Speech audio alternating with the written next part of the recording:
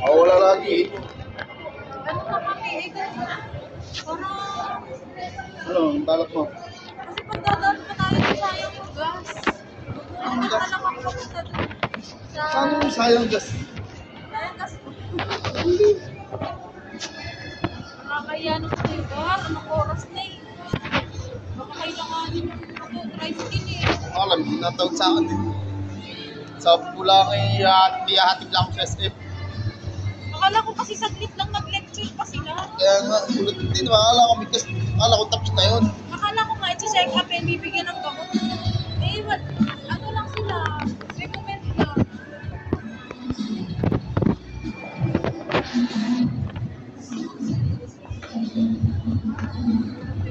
Six months na gamutan yun. Kapag meron kang ano, medjay, pag TV yan. At least walang kayo binayad doon. Wala.